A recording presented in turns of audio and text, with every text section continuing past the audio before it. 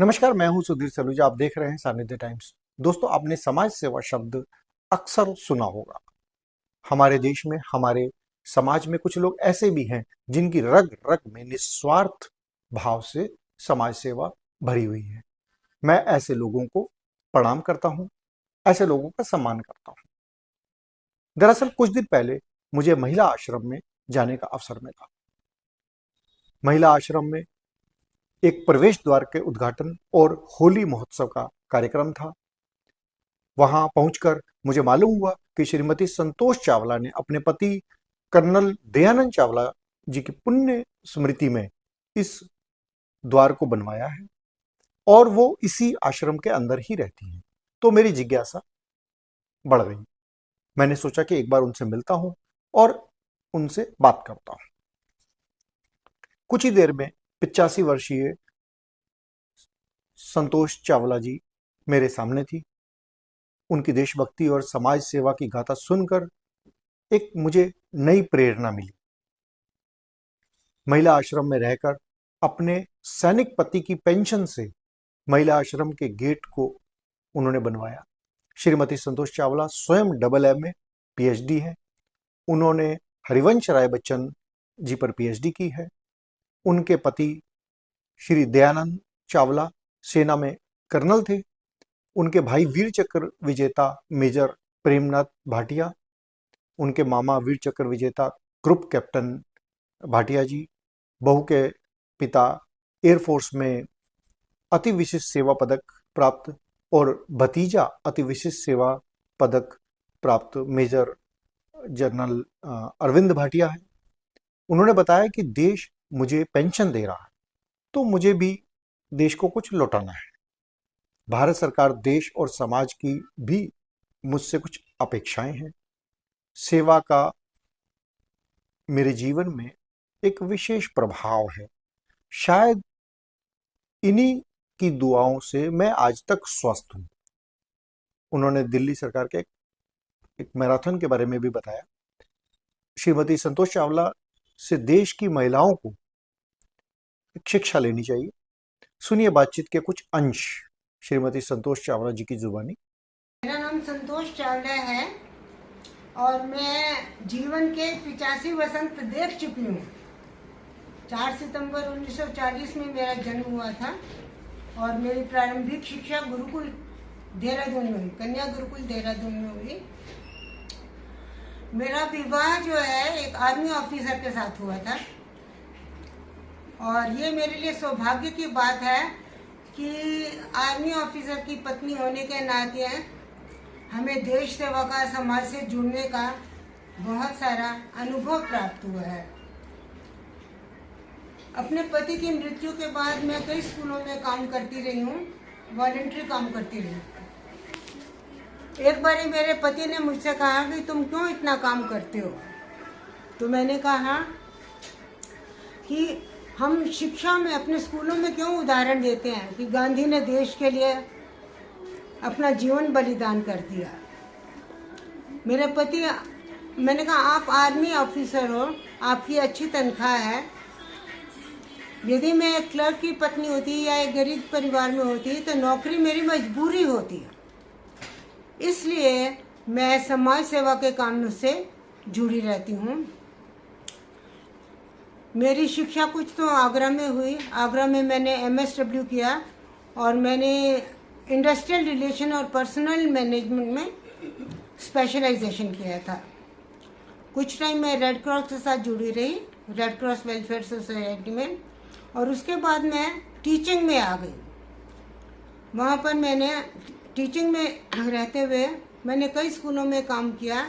मद्रास में, बॉम्बे में कई स्कूलों में काम किया है और 10th और 12th की मैं पेपर्स भी जानती थी। एग्जामिनर भी मैं काफ़ी सालों तक रही हूँ।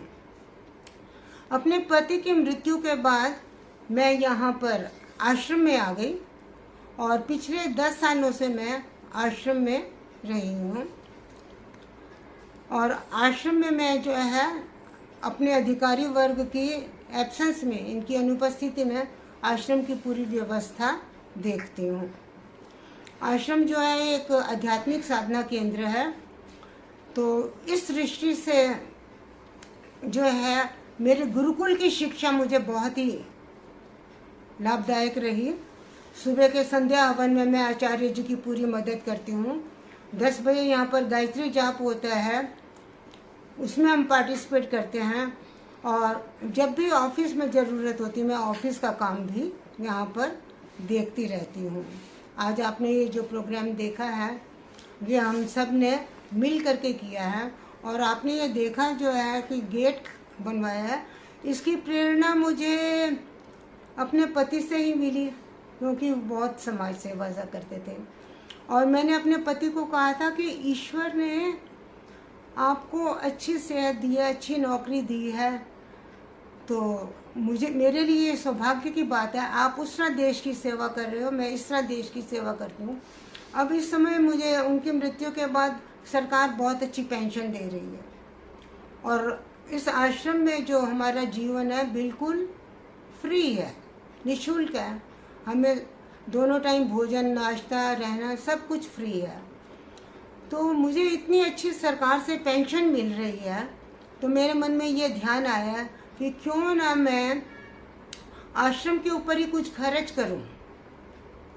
देश मुझे इतना दे रहा है तो देश को भी मेरे से कुछ अपेक्षाएं हैं। देश मुझे इतना दे रहा है तो मेरा क्या अधिकार है कि मैं अपने पति का या समाज का निःशुल्क रह करके सेवाओं को प्राप्त करूं। इसलिए मेरे मन में ये ध्यान आया कि मैं आश्रम में किसी प्रकार की ज़रूरत है तो वो व्यवस्था में सहायता दूं। तो हमारे ये गेट बहुत ख़राब हुए थे। बीना जी ने मुझे प्रेरणा दी और कहा कि हमने गेट नए बनवाने हैं, आश्रम में ये सुधार हो जाए, हमारा प्रवेश द्वार अच्छा नहीं है। तो इनकी प्रेरणा से दान तो मैं देना ही चाहती थी, तो इन्होंने कहा गेट क्यों नहीं बनवा देते। संदीप ने मुझे कहा एक एक गेट पर 1 लाख रुपया खर्च होएगा, तो ये 3 गेट हैं, तो इसके लिए मैंने 3 लाख रुपया दे दिया। इसके अलावा भी, पैसे के अलावा भी मैं वैसे भी यहाँ पर बहुत सेवा करती रहती हूँ। मैं ईश्वर का धन्यवाद देती हूँ, शायद इसी सेवा की वजह से मैं अभी तक स्वस्थ हूँ। आपको जान करके हैरानी होगी कि दिल्ली सरकार ने पिछले साल जून में एक मैराथन प्रतियोगिता आरंभ की थी जिसमें वरिष्ठ नागरिकों ने भी भाग लिया। मेरे बेटे की प्रेरणा से और इन बच्चों की प्रेरणा से इन सब ने इसमें पार्टिसिपेट किया था। तो मैंने जो सीनियर सिटीजन की रेस थी 3 किलोमीटर की, उसमें मैंने पार्टिसिपेट किया। और मैं जान करके हैरान हो गई कि जब उस दौड़ में मुझे ये ट्रॉफी दी गई, क्योंकि उस दौड़ में दौड़ने वाली I was the senior most participant in that event, 83 year old. तो दिल्ली से जो मैराथन जिन्होंने कंडक्ट की थी उन्होंने मुझे इससे सम्मानित किया। और मैं हजारीबाग में रामगढ़ एक मिडिल स्कूल की प्रिंसिपल थी। तो वहाँ पर ऐसे ही मजाक में उस स्कूल के बच्चे थे, वो क्योंकि मैं अपने भाई के पास रहती थी, मेजर भाटिया, वो बच्चे हमारे यहाँ आए हुए थे। तो मैंने उसको ऐसे ही कहा बच्ची को कि मुझे तुम्हारे स्कूल में एडमिशन मिल जाएगा। करती है हाँ, 8वीं में एडमिशन मिल जाएगा। लेकिन अगले दिन मैं स्कूल में प्रिंसिपल की चेयर पर बैठी हुई थी।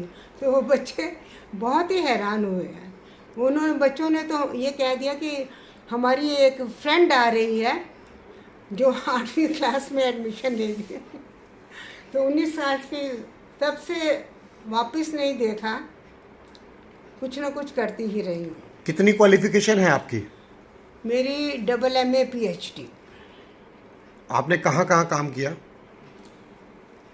मैंने बॉम्बे में किया, विश्व ज्योत हाई स्कूल में। मद्रास में किया मैंने विजंता सीनियर सेकेंडरी स्कूल, ये आर्मी का ही वो था, विजंता टैंक जो बना रहे थे हम दिनों। मेरे हस्बैंड इसी प्रोजेक्ट में भी थे, तो वहाँ पर उनका स्कूल था। उसमें मेरे जो 10th और 12th को मैं ज़्यादा पढ़ाती थी और बोर्ड के बहुत पेपर जांचती थी। और सबसे बड़ी बात ये थी कि मद्रास में जो है हिंदी जानने वाले कम हैं, मैं मतलब मेरी MSW क्वालिफिकेशन थी, तो जो बोर्ड के पेपर जांचने होते थे मुझे सोशल स्टडीज़ के दिए जाते थे। बोर्ड में जब मैं जाती थी इवैल्यूएशन वर्क के लिए, 10th और 12th के सोशल स्टडीज़ के पेपर दिए जाते थे, जो कि हिंदी मीडियम स्कूलों से आते थे, क्योंकि मेरी हिंदी में भी क्वालिफिकेशन थी, MA थी मेरी। तो हिंदी के पेपर जो 10th और 12th के, मैं सोशल स्टडीज़ के जांचती थी और पढ़ाती मैं हिंदी थी। आपने PhD कब किया और किस सब्जेक्ट में किया? PhD मैंने करी थी 2002 विक्रम, हाँ 1989 में मेरी 89-90 में पूरी हुई थी। मैंने बच्चन जी के ऊपर किया था। नहीं, बच्चन 84 में करी थी आपने। कभी हरिवंश राय बच्चन जी के ऊपर। हरिवंश राय बच्चन के वेदनामय काव्य, या हरिवंश राय बच्चन के साहित्य में वेदना तत्व। हाँ, तो PhD किए हुए भी बहुत साल हो गए हैं। और ऐसे 6th-7th की को मैं पढ़ा रही थी एक बारी, तो उसमें एक कविता आई, नीड़ का निर्माण फिर नेह का आह्वान फिर। तो ये कविता मेरे गूंजती रहती थी। तो जब मैं PhD करने लगी, मैंने सोचा किस विषय पे करूं, तो मुझे बच्चन जी के ऊपर ही टॉपिक मिल गया। तो वो क्या था, नीड़ का निर्माण फिर नेह का आह्वान, बड़ी उत्सुकता थी क्या था।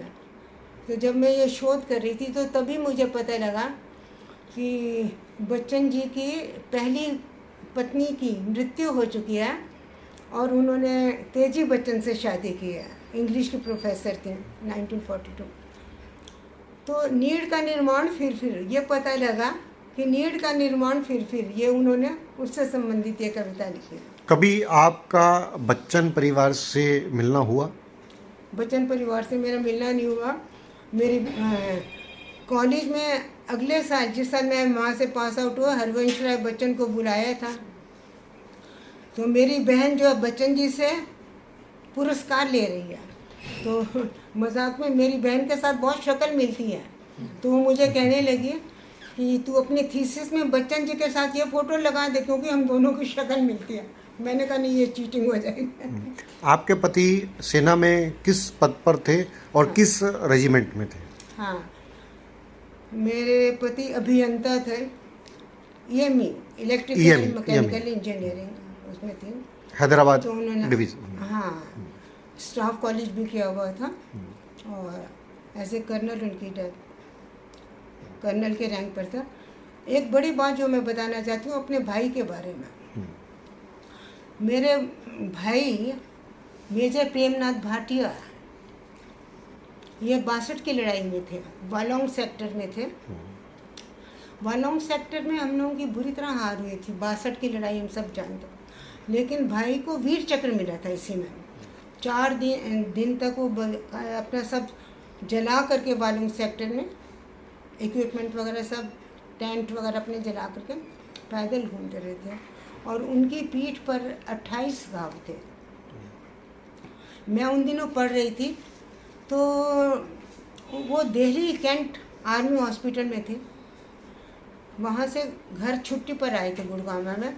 मैं उनको देखने के लिए गई, तो जैसे ही भाई की पीठ मैंने देखी, तो उसमें बहुत सारे घाव थे। मुझे रोना आ गया। मेरे भाई कहते हैं क्यों रो रही है? मैंने कहा इतने घाव आपकी पीठ में। उनकी एक बात मुझे याद आती है, कहते राणा सांगा के तो 82 घाव थे, वो तब भी लड़ाई के मैदान में डटे हुए थे, और मेरी पीठ में तो 25-30 घाव हैं, और मुझे भारत सरकार ने आराम करने के लिए, मेडिकल लीव के लिए घर पर भेज दिया। तो ये हमारे वीरता की पहचान है। और 32-33 साल की उम्र में उनका एक स्कूटर एक्सीडेंट में डेथ हो गई थी, तो बहुत यंग एज में डेथ हो गई थी। वो शादी के 7 साल बाद उनकी डेथ हुई थी। वो शादी के 7 साल में भाभी हमारे पास ही रहती थी। मेरे भाई क्योंकि इन्फेंट्री में थे, तो हमेशा बॉर्डर पर ही रहे, उनको कभी पारिवारिक सुख उस तरह मिला ही नहीं। तो मेरे परिवार का तो ये इतिहास है, वीरता से भरा। मेरे मामा एक ग्रुप कैप्टन भाटिया, जो 1948 के कश्मीर ऑपरेशन में जब कबालियों ने हमारे यहाँ आक्रमण किया था, तो उन्होंने फोर्स लैंडिंग की थी, हथियार लेकर के कश्मीर में वो उतरे थे। तो उसी फोर्स लैंडिंग में उनके हार्ट में बहुत ज़्यादा चोट लगी थी, तकलीफ़ हो गई थी। उनका भी 32 साल की उम्र में निधन हो गया था, लेकिन भारत सरकार ने उनके कार्यों से प्रशंसित होकर के उनको भी वीर चक्र दिया है। तो मेरे परिवार में 2 वीर चक्र हैं। ये मेरी बहू है, इसके पिता एयरफोर्स में हैं और उनको भी अति विशिष्ट सेवा मेडल मिला हुआ है। तो हम लोगों का सैनिक परिवार से ही आगे संबंध जुड़ रहा है। और मेरा एक भतीजा जो मेजर जनरल अरविंद भाटिया, मेरे भाई प्रेमनाथ भाटिया का बेटा, उसको भी सरकार ने अति विशिष्ट सेवा मेडल दिया है। तो भारत सरकार की ओर से हमारे परिवार में बहुत से वीरता पुरस्कार, प्रशंसित पुरस्कार हैं। तो मैं सरकार का, देश का, समाज का धन्यवाद करती हूँ। और आश्रम में रह कर के मैं शायद आश्रम की सेवा कर रही हूँ तन मन धन से, तो शायद इसीलिए मैं चलती फिरती हूँ। तो सेवा का, इन सब की शुभकामनाओं का मेरे जीवन में बहुत ज़्यादा असर है और ईश्वर की बहुत ज़्यादा कृपा है। धन्यवाद। जय हिंद, जय भारत। जय हिंद, जय भारत।